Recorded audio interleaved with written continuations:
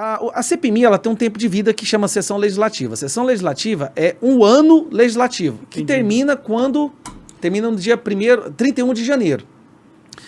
Como ela começou em janeiro, então ela teria que... Foi cancelada, eles retiraram as assinaturas, o pessoal retirou a assinatura. Aí no ano seguinte ela teria que coletar mais assinaturas, fazer tudo de novo, buscar com essa galera. Tentou, ninguém quer assinar. A galera que assinou em janeiro, em fevereiro... Não, acho melhor não, mexer com isso. Eles estão com esse medo da CPI? O que eles estão com medo de achar lá? A gente sabe, todo mundo sabe, né? Estão com medo de falar de provar que tinha infiltração e... A CPMI derruba o Flávio Dino. No mínimo. Maravilha, vamos ter derruba essa porra, o Flávio então. Dino. É por isso que esse ministro da Justiça tá aí soltando um monte de cortina de fumaça. Vou interrogar o Bolsonaro, descobrir uma tentativa de homicídio contra ele. Ele tá no desespero. Pra quem acompanha lá de dentro agora, fala, cara, tá desesperado. Ele tá tentando criar alguma narrativa que consiga tirar a atenção da CPMI e botar... Pô, cara, do nada ele fala que descobriu uma tentativa de homicídio contra o Lula. Você viu isso? Não fiquei sabendo disso. Não! Desmantelei uma tentativa de homicídio. Então um sniper ia matar o Lula e tal. Cara, saiu na imprensa, tudo que é lugar. Caralho. E agora é essa questão que nós vamos pedir para Bolsonaro ser interrogado. E se ele não vier, nós vamos extraditar ele e tal. Bom, ele tá desesperado. Ele sabe que ele cai. Tem provas o bastante para derrubar ele. E se ela for bem feita, não só ele. Aí pode criar uma reação em cadeia. Porque pode ser que na investigação a gente descubra, e eu acho que vai descobrir, que ele falou pro Lula. Entendi. E aí ao ele falar pro Lula, aí a situação muda por completo. Aí você tá falando que o Lula sabia, né? O criminoso lá sabia e participou dessa prevaricação, aí já teria que ser o impeachment do Lula também. Então, é extremamente perigosa para eles. Por isso que agora eles estão na defensiva. Entendi. Nós conseguimos um número de assinaturas para CPMI. Por que CPMI? Porque CPI você precisa da autorização do presidente da Câmara dos Deputados. CPI do Senado. Dos deputados. Dos deputados, você pode fazer. Sim. Se ela começa, se ela começa na Câmara dos Deputados, precisa da autorização dele. Ele tem que dar a carimbada dele. Entendi. Se começa no Senado, então tem que ser o Rodrigo Pacheco. Só que se você colhe a assinatura dos dois, e é muito mais difícil formar uma CPMI, mas é muito mais difícil, porque você precisa de um texto aqui, e todos assinando de forma conjunta. Mas ela tem mais força também. Ela não precisa da autorização de ninguém. Entendi. Ela é automática. Caralho. Entendeu? Ela tá... Só existe um pré-requisito. Ela acontece depois... Ela é instaurada na primeira sessão do Congresso. A sessão do Congresso é junto, é os deputados e os senadores juntos, tá? O que acontece agora? Não conseguiram. Eles tentaram resgatar da Soraya, não deu certo, porque seria escandaloso. Seria escandaloso. E ele tentou. O Rodrigo Pacheco fez uma reunião e tentou, cara, quebrar toda a regra, porque já ficou normal. Acho que ele aprendeu com o STF. Já. Ele falou, olha, eles fizeram o Daiane dos Santos carpado triplo lá, vamos fazer um aqui no regimento. Quando um passa por cima, abre a boiada, né? A caixa de Pandora. Sim. Vamos fazer que a gente faz uma interpretação louca qualquer aqui, psicopata, e fala que a gente aceita da Soraya, mesmo tendo feito no ano passado, com senadores que já não foram reeleitos. Mas a gente dá um jeito aqui. Aí a gente fala com alguém do nosso STF lá pra dar ok. Pô, mas eles tinham interesse nessa CPMI? Não, da CPI da Soraya. Porque se ele instaurasse... Calma, porque tem dois. A Soraya tentou, não tentou? Tentou. E aí não conseguiu, e o povo retirou as assinaturas. Sim. Beleza. Aí o André Fernandes, o deputado do PL do Ceará, começou na Câmara dos Deputados, a CPMI. Sim. E essa conseguiu as assinaturas. Conseguiu? Conseguiu. Nós temos as assinaturas necessárias agora. Do Senado e do Congresso? Do Congresso. CPMI. E o Senado também? Do Senado também. 33 do Senado. Então vai rolar. 33 senadores. Calma. Nada é assim no Brasil, mano. Eu sei. Não existe isso mais. Se fosse num país normal e o regimento fosse seguido, eu falaria pra você, semana que vem a gente começa. Entendi. Só que agora é o seguinte, é o Pacheco tentando resgatar uma tentativa de CPI morta, que é a da Soraya, que já não tem como, mas ele ainda tá tentando mexer nos pauzinhos. Por quê? Cronologicamente, a dela foi pedida primeiro. Então, teria que ser a dela. Só que mudou a legislatura, aquilo que eu falei, sessão legislativa, mudou, ela tá cancelada. Ele tá tentando ressuscitar uma coisa morta, quebrando todo o regimento. Pra impedir que vocês mandem Pra controlar a narrativa. E aí, não, beleza, a gente já tem a CPI. Não precisa da CPMI, não. Já tem a CPI. Porque é o mesmo objeto, não precisa ter duas comissões investigativas com o mesmo objeto, tá? Olha o desespero dessa galera, cara. E qual a chance disso vingar mesmo? Calma, É complexo, tá bom, vai. Complexo. Desculpa. E assim, eu tô vendo por dentro agora a política, porque antes era assim... De fora, nas notícias e tal. O que acontece? O governo desesperado tá começando a pressionar, ameaçar os deputados que assinaram a CPMI. Ela só pode ser instaurada depois da primeira comissão, depois da primeira sessão do Congresso, que vai acontecer daqui 2 semanas. Entendi. Então eles têm 2 semanas para ficar ameaçando, comprando, oferecendo cargo para todos esses deputados e senadores também, para retirar a assinatura. Tanto é que um dia depois da gente protocolar, 2 senatoras foram retiradas. Por quê? Porque o governo liga. Quem tirou? Vou te falar. Célio, deputado do MDB de Goiás, do meu estado. Célio Silveira, não lembro o segundo nome dele. Célio, deputado Célio. Quem perdeu pontos, Célio, perdeu pontos. E o Chico, não sei o que, do Rio de Janeiro. Chico, não sei o que, do Rio de Janeiro, perdeu pontos. Não, pera aí, vamos olhar aqui. Já que eu tô aqui, eu vou te falar agora quem é, ó. Tá aqui, ó. Chiquinho Brazão, do União, Partido União do Rio de Janeiro, e Célio Silveira, do MDB de Goiás. Isso aqui, 24 horas depois da gente protocolar, eles foram lá e retiraram. Entendi. Que cargo que eles ganharam? Não sei, qual a ameaça? Não sei. Pode ser por medo também, né? Não só por... Eu acho que realmente, pode falar, a vagabundagem ali de certas pessoas é tão grande que o cara pensa assim, cara, eu vou assinar isso aqui, porque pra eu sei que eu quero aqueles 5 cargos, ele não me deu 5 cargos, eu vou assinar. Porque eu sei que na hora que ele entrar em contato comigo, até mesmo o próprio cara liga. Ó, eu assinei lá, mas se você quiser que eu tire a assinatura, você me dá aqueles carguinhos lá na secretaria tal, lá que eu retiro a assinatura. É uma vagabundagem ali com certas pessoas que era impressionante. Mas agora a gente tá na disputa. A gente tá buscando novas assinaturas e eles estão tentando retirar. Tá tendo uma guerra nos bastidores. Eles tentando tirar a assinatura, e a gente tentando buscar mais assinaturas para quando chegar no dia anterior à primeira sessão do Congresso, a gente ter o número de assinaturas necessárias. E eu vou te falar, essa CPMI, ela vai ser instaurada, nós vamos brigar, ajuda a gente Você tá otimista? Ajuda a gente a conseguir mais assinaturas, se você puder, nos seus Assina vídeos. aí todo mundo. Vai, fala no seu podcast, porque ela derruba o Lula e a gente pode restaurar o mínimo de democracia e liberdade de expressão nesse país. Só não vai ficar tão feio, né? Porque o Alckmin, na verdade, é a mesma coisa que o Lula, né? Vamos ser só sinceros. Eu não acho que o Alckmin tem essa sanha destrutiva que o Lula tem. Bom, o Lula tem uma sede de vingança, ele tá com ódio do Brasil. Ele tá com ódio. Quando ele foi preso, o povo festejando, o povo indo na rua contra ele. Ele tá com ódio, ele quer arrebentar a porra toda. Eu acho que ele tá com mais ódio do próprio sistema que hoje colocou ele de novo ali. Então é um ódio difícil dele ter, tá ligado? Porque quem tirou ele, quem fudeu ele foram mesmo os caras que colocaram ele ali de volta, tá ligado? Não foi, que tá, não é assim, não é como se fosse o STF que tirou ele, não é nada disso. Houve uma pressão popular tão grande, mas tão grande, que até aquelas pessoas que eram próximas dele, apoiavam ele, falou assim, não, agora já não dá mais. Agora nós vamos ter que acalmar o povo, nós vamos ter que entregar alguma coisa pra esse pessoal. Sim. Não, ele fica ali 1 ano. Eu acho que deve ter tido até aquelas conversas, não, Lula, você fica lá, nós vamos te botar num spazinho, lá no ar-condicionado lá em cima. Tem TV, você aguenta 1 ano lá, a gente precisa acalmar as coisas, depois a gente volta. Porque, cara, a pressão popular não tinha como ir contra.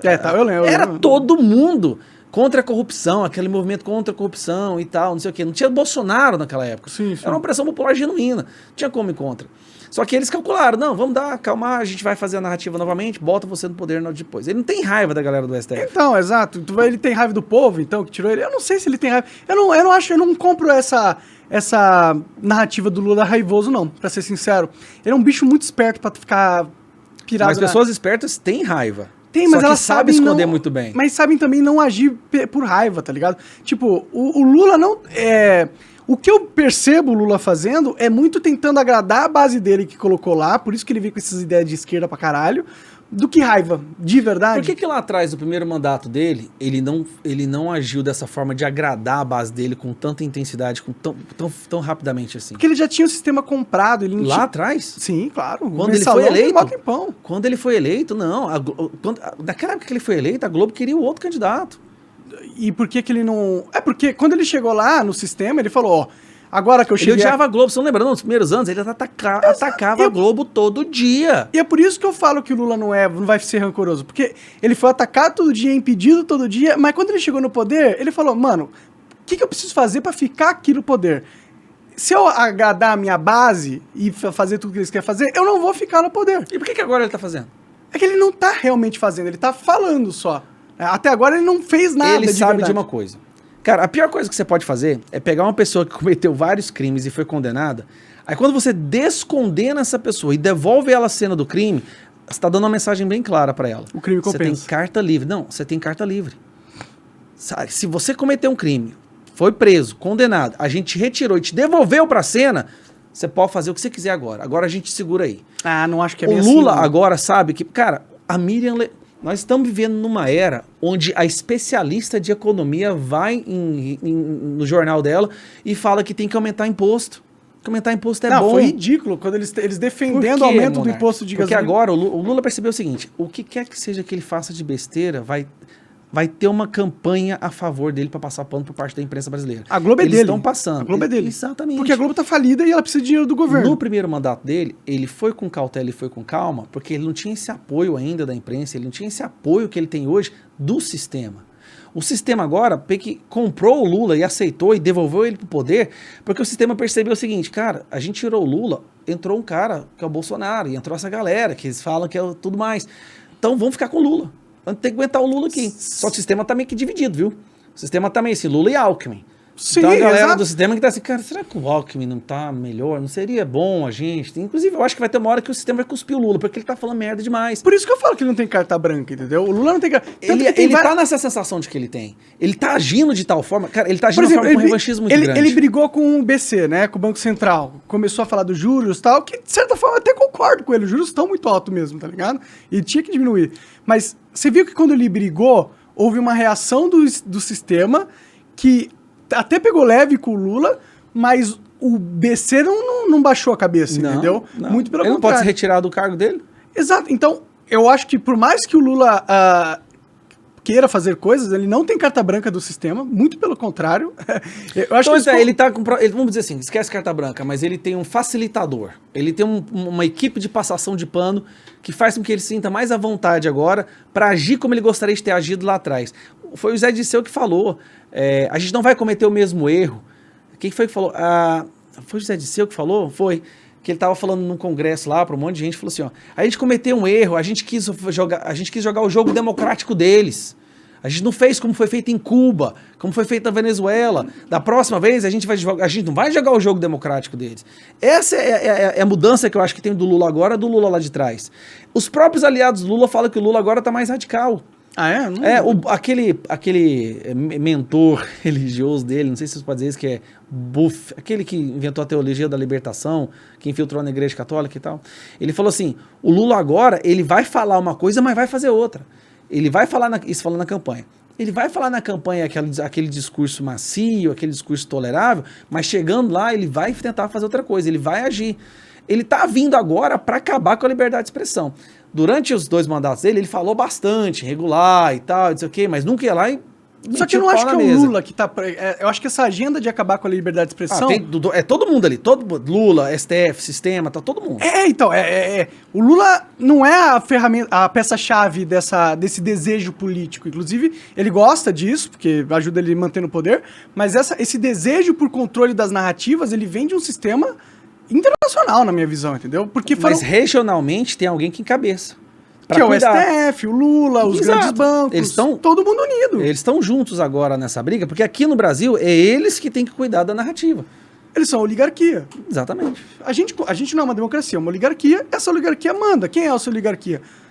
É os grandes partidos políticos, as raposas, o PSDB, o PT, os grandes bancos. Mas também aquelas famílias mais ricas aqui que controlam o conglomerado. Você tem, todo o conglomerado da televisão hoje está na mão de 2 famílias. Pois é, então, é isso. Essa é a oligarquia. E elas querem quem lá? Deixa o Lula lá. Primeiro, a internet acabou com o monopólio da opinião pública. A internet foi a pior coisa que aconteceu para eles. Inclusive a esquerda nunca... Eles tinham um plano muito bem traçado. Se a internet não tivesse chegado, provavelmente a gente já estaria no nível Venezuela. Porque quando a internet chegou, pessoas comuns começaram a se posicionar. Assim, você tem quantos anos, Monark? 32. Eu sou 9 anos mais velho que você. Eu sou de uma época onde eu pensava que o Brasil inteiro era de esquerda. Quando eu tinha meus 26 anos, eu falava assim, cara, todo mundo é de esquerda. E quando você está num ambiente onde você acha que todo mundo pensa de uma forma, você não se posiciona contra. Sim. Você não quer ser o pária da situação. Você não quer ser ostracizado. Não quer viver Exatamente. Daí veio a internet. E aí a internet, essas pessoas que nós nos achávamos a minoria, a gente começou de forma bem tímida, ir lá no comentário de um Folha de São Paulo e falar, ué, isso aqui tá errado, eu discordo disso daqui. Aí você via naquele comentário a quantidade de curtida e o engajamento que aquele gerava. Um comentário. Começou tudo nos comentários, né? Aí, de repente, sim, vem as redes sociais, naquela época Instagram, 15 segundos, e alguém ia lá e se posicionava contra alguma ideia da esquerda que era considerada como se fosse sagrada. Sim, estabelecida. Estabelecida. E quem fosse contra aquilo era uma pessoa má e tudo mais. Então ninguém se posicionava, certo? E aí essa pessoa criava um perfil, fazia um comentáriozinho de 15 segundos, e quantas vezes a pessoa explodia. E tinha milhares de pessoas compartilhando e deixando comentário, é isso aí, finalmente alguém pensa como eu não tô sozinho contra isso tudo. A internet nos fez chegar a uma conclusão. Nós não éramos a minoria. Quando eu falo nós, as pessoas que não gostavam da esquerda, que achavam a esquerda que estava errada, entendeu? E aí eles pensaram, porra, a gente perdeu o teatro, perdeu o véu do teatro, arrancaram o véu. Estão vendo agora. Essas pessoas estão, não só tendo opinião própria, compartilhando, estão vendo que não fazem parte de uma minoria, que minoria prefere ficar calada muitas vezes para não ser ostracizado, e estão começando a compartilhar, criar conteúdo, desmentir as nossas narrativas. A imprensa perdeu o monopólio dela, perdeu o poder que ela tinha da opinião pública. A esquerda, os professores, doutrinadores ficaram revoltados, porque tipo assim, tinha toda a sala sob controle. Era impressionante, toda a sala a favor do aborto. Na faculdade e tal. Todo mundo. Daí de repente você tem lá 20% que não é mais, porque acompanha tal mulher, ou sei lá, aí nós estamos falando de 15 anos atrás, não sei quem eram os influenciadores 15 anos atrás, mas tal pessoa fez os argumentos que realmente fizeram sentido e começou a influenciar, aí as pessoas ficaram com raiva.